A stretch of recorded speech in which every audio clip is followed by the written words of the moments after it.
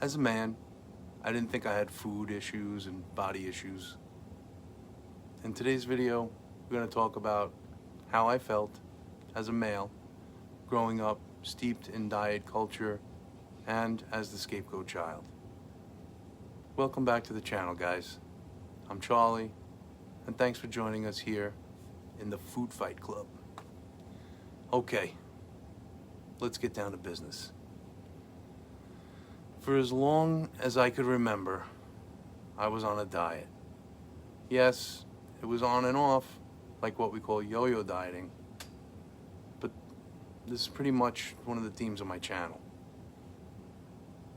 For most of my elementary school years, I didn't have much outside influence. As we all, don't. It was just my mother and my father, my brother and sister, and the extended family. But as I grew older, at about 10 to 11 years old, the outside world became a little more prominent. Mainly male characters from movies, TV, music, magazines, and sports.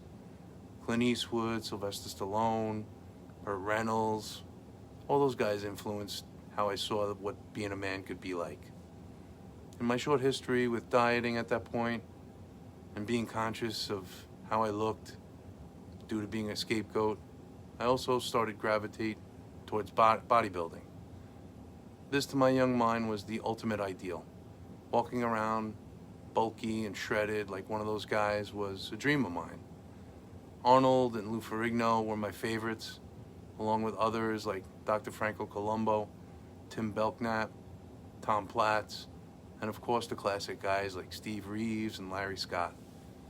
So when I was about 11, one of my uncles gave me some weights that he had in his garage, barbell and whatnot.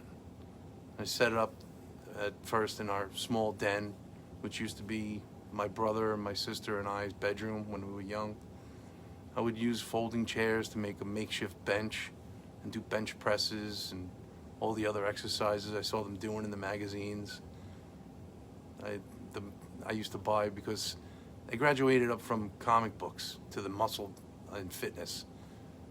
Come to think of it, like probably the physiques of the superheroes in the comic books is what primed me to be a fan of bodybuilding. But I digress. So now I'm into it.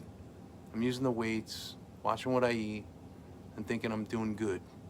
But the other factor in my life, being the scapegoat child, is also a dominant theme in my young mind.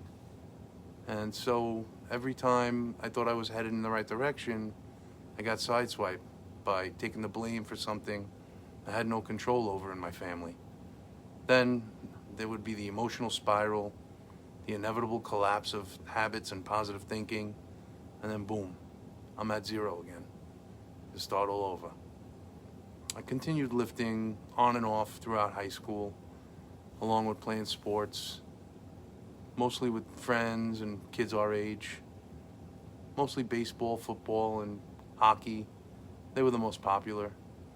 I loved football and hockey back then. It was huge in our culture. Growing up on Long Island in the 80s, all those teams, the Mets, the Islanders, Giants.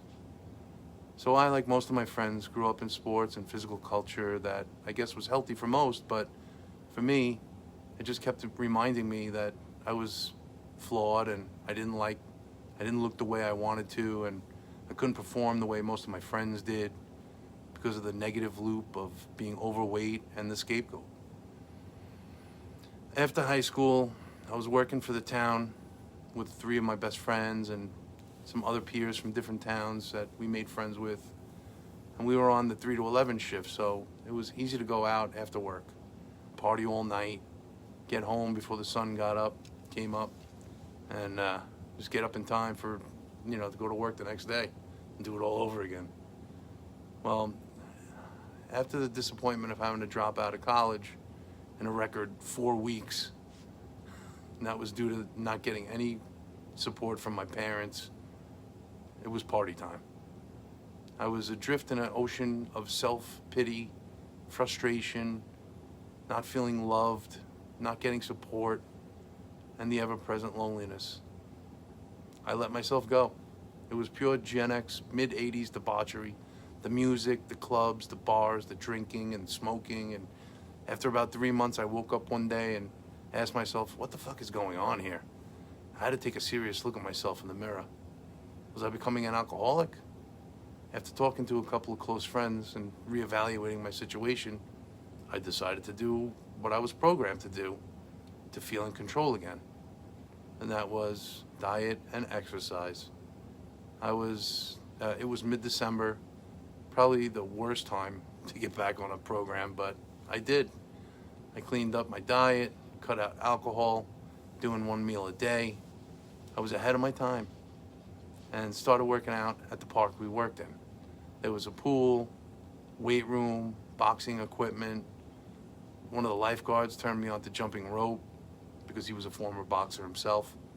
And we would get a group of us together and run a couple of times a week around the block. Of course, on the clock, your tax dollars hard at work. After about 6-7 months of discipline and hard work, I weighed in and broke the 200-pound mark, which was a big deal for me. I weighed in at 199. I had lost about 65 pounds in 6 months. Yet, no celebration, it didn't register. On the surface, I was happy about it, but deep down there was muted feelings I couldn't figure out. There was something missing. At that time, I used to go home from work to eat dinner.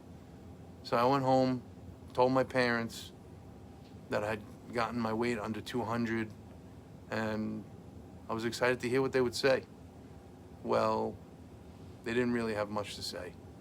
A little positive reinforcement, but maybe I expected more.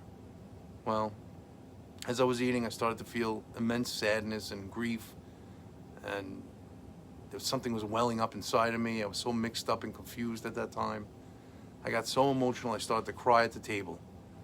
They asked me what was wrong, but I didn't know. Still to this day, I have no idea what brought that on. It was like a total breakdown. Maybe it was the stress of the 6 months of diet and exercise routine. Maybe it was the pressure I put on myself. Maybe it was the ghosts of my childhood just repeating, thinking I was going to gain the weight back again. I don't know, but I got over it. I pulled myself together, and I went back to work. I forgot about it for the time being. I stayed around that weight for a while, started drinking again, playing around, partying, and for the next 4 years, I explored what it was like to be me. I played my bass in different bands, dated different girls, went to some different trade schools. Nothing really worked out. Did 3 semesters in college, made the dean list, but it just didn't fit. About halfway through 23, I broke up with my girlfriend and just fell into a deep, deep depression. I was lost in the sauce again. My uncle, God bless him, saw how depressed I was, and it was my predicament that I was in with my parents, and he offered me a chance to move to Florida and live in his condo with my cousins. My cousin who's my age, he's like my twin. So I went down there on a vacation. I loved the area, found a job, went back home, told my parents I'm moving out, and I moved about a month later. Going forward in time, after I moved to Florida, I just came off the relationship. Everyone gets comfortable in a relationship. You gain weight. And me being conscious of that, I wanted to start working out again and eating right, which is the diet mentality again. But I didn't want to go to the gym and lift. I wanted to do something more like a skill, because I didn't want the reminder of the repeated failures of lifting and failing and feeling like I'm shoveling shit against the tide. So I decided to look into martial arts. After looking into a couple of schools, I saw this ad and I found this kid who was about 4 years younger than me. He was a black belt, quick as lightning, and already a very good teacher. So I studied with him for several years and got into the best shape of my life. Pumping out 50 push-ups like it was nothing, different variations, didn't matter. My body became strong and flexible. I was confident. We trained in one art, and he introduced us to a lot of different arts and styles. Between the practice of the art and the calisthenics and the lifting we did in the gym, I felt accomplished. I lost about 35 pounds, but I seemed to hit a plateau. And at that point, I had already become a massage therapist, and I didn't want to risk injury and loss of work, so I withdrew quietly from martial arts and just threw myself into work. I worked 6 and 7 days a week for years, and I never forgot about dieting. I would diet on and off. I got a juicer, I did juicing, I did fasting.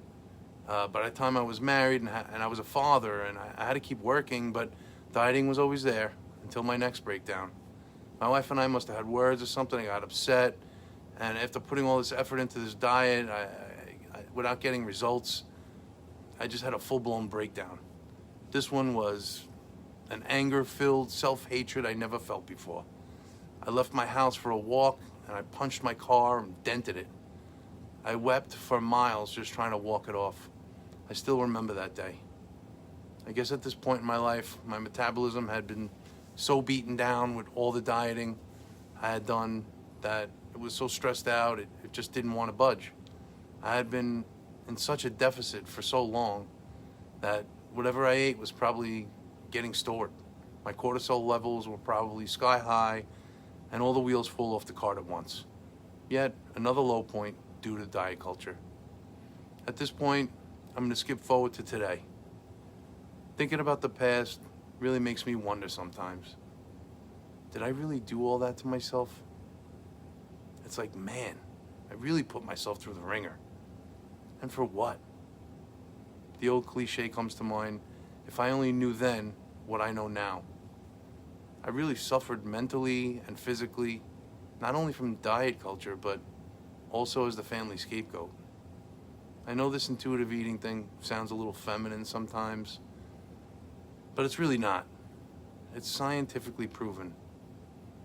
It may sound a little new agey or a little foreign, but I think you have to be ready for it. You have to be looking for answers. I know it was my answer. So let's bring this in for a landing, guys. Through all those binge and restrict cycles, all those cheat days, all the over-exercising to try and burn calories I shouldn't have eaten, I want all the men out there to know that struggling with your body image is more common than you think. And that it has absolutely nothing to do with your masculinity. You're not alone. There's no shame in being vulnerable enough to talk about your struggles with food. Thanks again for sticking around, guys. I hope there was some value in here for you, and I hope that opening up to you helped you see what yo-yo dieting, gym culture, and unhealthy ideation can really do to you. If you got any value from this, please like, share, subscribe, all the things. Let me know how you feel in the comments. If you want to get together on a phone call, click the link in the description and let's schedule something. All right? Well, I hope you guys stay well, and until next time, I'll see you soon. Bye.